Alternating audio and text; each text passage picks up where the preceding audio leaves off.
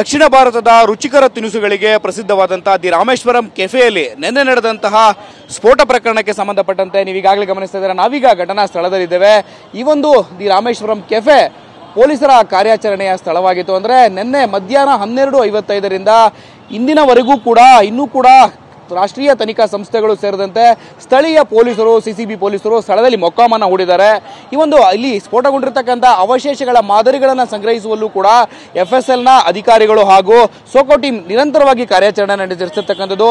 ಈಗಾಗಲೇ ಮಾಧ್ಯಮಗಳಿಗೆ ಕೆಲವೇ ಕ್ಷಣಗಳ ಹಿಂದೆಯಷ್ಟೇ ಮಾತನಾಡಿದಂತಹ ದಿ ರಾಮೇಶ್ವರಂ ಕೆಫೆಯ ಹೋಟೆಲ್ನ ಮಾಲೀಕರಾಗಿರ್ತಕ್ಕಂಥ ರಾಘವೇಂದ್ರ ರಾವ್ ಅವರು ಇಲ್ಲಿರ್ತಕ್ಕಂಥ 200ಕ್ಕೂ ಹೆಚ್ಚು ಸಿಬ್ಬಂದಿ 3 ಪಾಳಿಗಳಲ್ಲಿ ಕೆಲಸವನ್ನು ನಿರ್ವಹಿಸ್ತಾರೆ.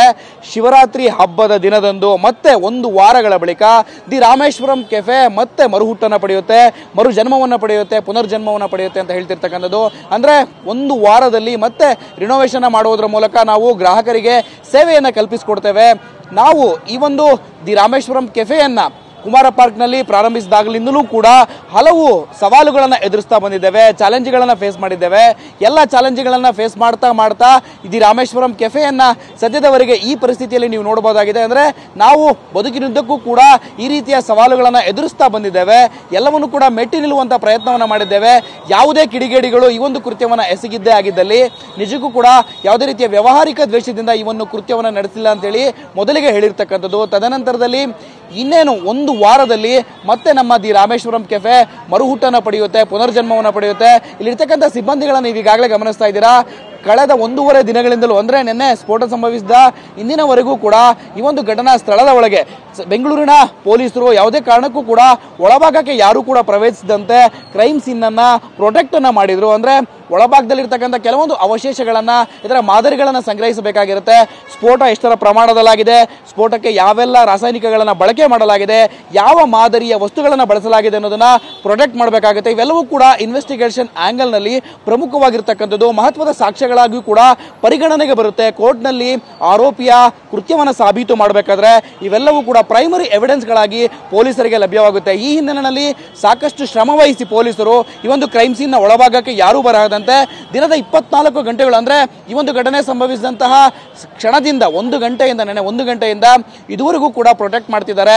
ಈಗಾಗಲೇ ಗಮನಿಸಿದರು ಸ್ಥಳೀಯ ಮಹದೇವಪುರ ಪೊಲೀಸರು ಕೂಡ ಸ್ಥಳದಲ್ಲಿ ಮೊಕ್ಕಾಮನ ಹೂಡಿರ್ತಕ್ಕಂಥದ್ದು.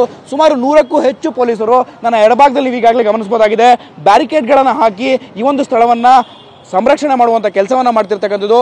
ಕೆಲವೇ ಕ್ಷಣಗಳ ಹಿಂದಷ್ಟೇ ಇಲ್ಲಿರ್ತಕ್ಕಂಥ ಸಿಬ್ಬಂದಿ ಹೋಟೆಲ್ನ ಒಳಭಾಗದಲ್ಲಿ ಚೆಲ್ಲಾಪಿಲ್ಲಿ ಆಗಿರ್ತಕ್ಕಂಥ ವಸ್ತುಗಳನ್ನು ವ್ಯವಸ್ಥಿತಗೊಳಿಸುವಲ್ಲಿ, ಸ್ವಚ್ಛಗೊಳಿಸುವಲ್ಲಿ ನಿರತರಾಗಿರ್ತಕ್ಕಂಥದ್ದನ್ನ ನೀವು TV9 ದೃಶ್ಯಾವಳಿಗಳಲ್ಲಿ ಗಮನಿಸಬಹುದಾಗಿದೆ.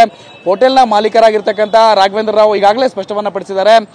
ನಮ್ಮ ಕೆಫೆ 1 ವಾರದಲ್ಲಿ ಅಂದರೆ ಶಿವರಾತ್ರಿ ದಿನ ಮತ್ತೆ ಮರುಹುಟ್ಟನ್ನು ಪಡೆಯುತ್ತೆ, ನಾವು ಗ್ರಾಹಕರ ಸೇವೆಗೆ ತೆರೆದುಕೊಳ್ತೇವೆ, ಮತ್ತೆ ಕುಂದಲಹಳ್ಳಿಯಲ್ಲಿರ್ತಕ್ಕಂಥ ರಾಮೇಶ್ವರ ಕೆಫೆ ಗ್ರಾಹಕರ ಸೇವೆಗೆ ಬಳಕೆ ಆಗಲಿದೆ ಅಂತೇಳಿ ಹೇಳಿರ್ತಕ್ಕಂಥ ಮಾತು.